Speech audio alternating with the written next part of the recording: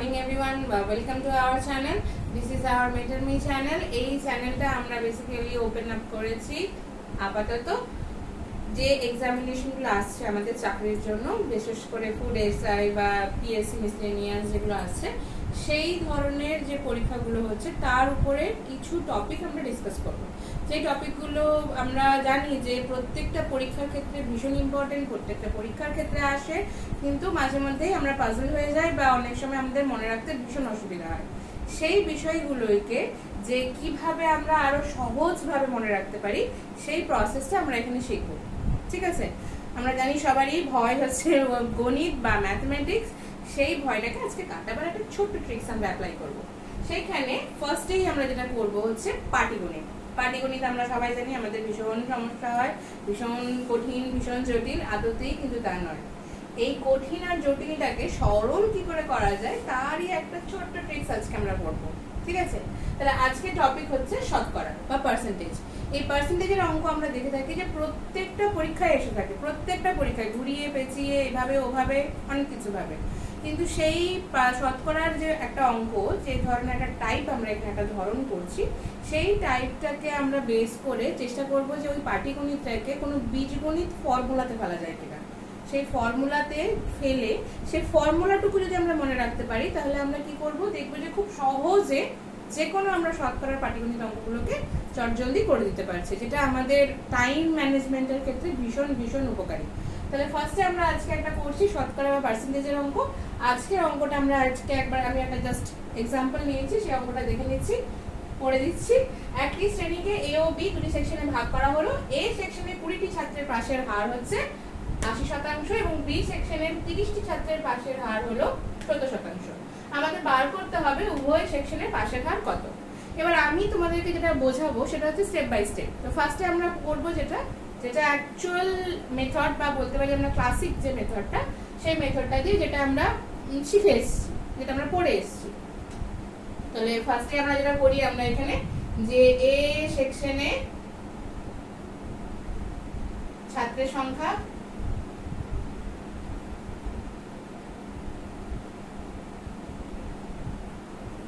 পাশের হার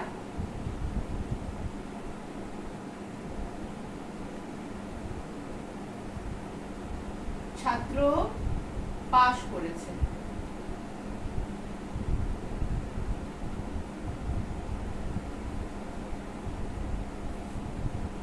তাহলে এর ক্ষেত্রে হচ্ছে ছাত্রের সংখ্যা হচ্ছে আমরা এখানে দেখছি 20, পাশের হার হচ্ছে 80%।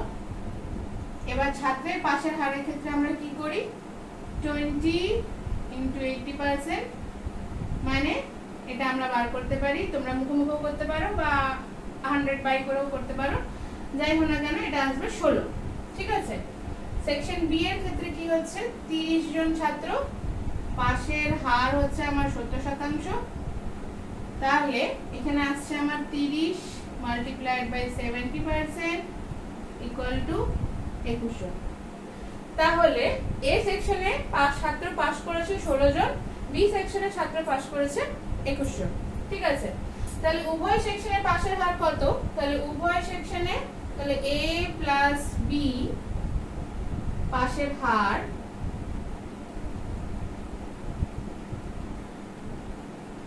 আমরা কি করব, 16 + 21 বাই মোট ছাত্র সংখ্যা উভয় সেকশনে 20 + 30 মাল্টিপ্লাইড বাই 100।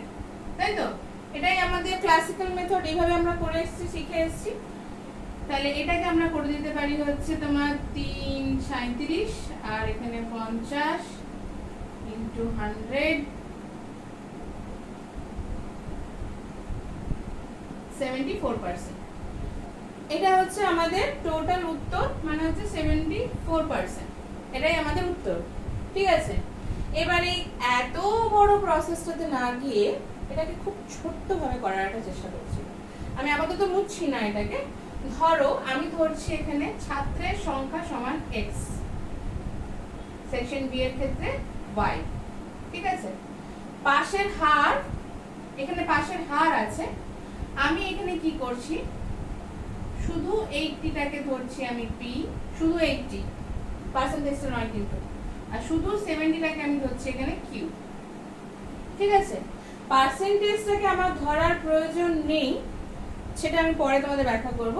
কিন্তু যেটা আমি বলছি, যদি আমি এটাকে জাস্ট সাজিয়ে দেখি, তাহলে একই ক্ষেত্রে পাশের হার যেটা হচ্ছে বীজগাণিতিক উপায়ে, গাণিতিক উপায়ে, সেটাতে আমি ফর্মুলাটা কি লিখছি, x multiplied by p plus y multiplied by q by x plus p।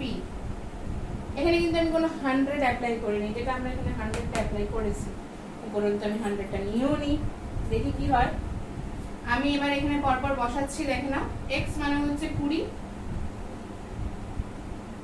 p মানে হচ্ছে এখানে 80 প্লাস 30 70 বাই 20 প্লাস 30, হিসাব মতন দেখো কত আসছে, 1600 প্লাস 2100 বাই 50 ইকুয়াল টু আমি লিখতে পারি এখানে হচ্ছে 3700 বাই 50। যদি এটাকে কাটাকুটি করো তাহলে আসবে তোমার 74। ঠিক আছে, তাহলে এইটা কিন্তু এখানে আসছে, তাই তো। এবার আমি যেটা বললাম যে আমি এখানে 100টা নিয়ে নিই। কেন নিয়ে নিই 100টা? তার কারণ হচ্ছে আমি এখানে কোনো 100 রাখিনি। আমরা এখানে 100 এর পার্সেন্টেজটা ওই জন্য করেছিলাম যেহেতু 100টা বাই হয়ে গেছিল। ঠিক আছে, এখানে যে 100টা ছিল সেই 100টাকে আমরা এখানে কমন নিয়ে কেটে দিয়েছি। খুব সোজাভাবে বোঝাই তোমাদেরকে, এটার প্রসেসিংটা। আমি উপর পার্টটা মুছছি, যাদের অসুবিধা হবে তারা পরে ওটাকে জুমিং মানে পজ করে লিখে নিতে পারো বিষয়টাকে, বাট আমি উপরটা মুছছি যাতে তোমাদের দেখতে সুবিধা হয়। ঠিক আছে,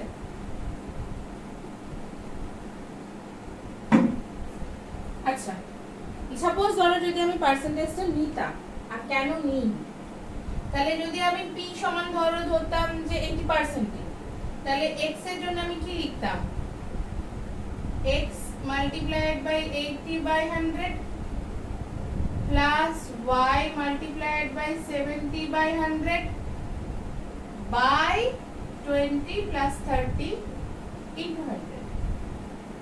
এবার এই 1/100টাকে আমি যদি কমন নিয়ে নিই তাহলে কি হবে দেখো, 1/100টাকে যদি আমি কমন নিই তাহলে হবে x 80x plus 70y by 50 into 100। এবার এই 100টা আর এই 100টা অটোমেটিক কেটে যাবে, তাই তো, কারণ এই 100টা নিচে চলে আসবে, তাহলে এই 100টা অটোমেটিক কেটে যাচ্ছে। তাহলে অ্যাকচুয়ালি আমাদের ফর্মুলাটা কিন্তু দাঁড়াচ্ছে এইটাই, যেটা আমি এখানে লিখেছি। তুমি ঘরে এটাকে যে কোনো ফর্মুলা মানে যে কোনো, এখানে পার্সেন্টেজটা তুমি যা খুশি নিতে পারো, ছাত্রের সংখ্যা যা খুশি নিতে পারো, করে দেখো বেরিয়ে যাবে। এটা হচ্ছে একটা শর্টেস্ট উপায়, যেটা আমাদের পরীক্ষার জন্য ভীষণ ভীষণ দরকারি, কারণ এতে আমাদের টাইম কনজিউম হবে, আমরা চট করে ফর্মুলাতে ফেলে জিনিসটাকে করে নিতে পারবো। এটা একটা আমার তো মনে হয় ভীষণ দরকারি একটা টিপস, যেটা তোমাদের সাথে আমি শেয়ার করলাম আজকে। সেজন্য এইখানে পরবর্তী ভিডিওতে আমরা পরবর্তী টিপস নিয়ে আসবো।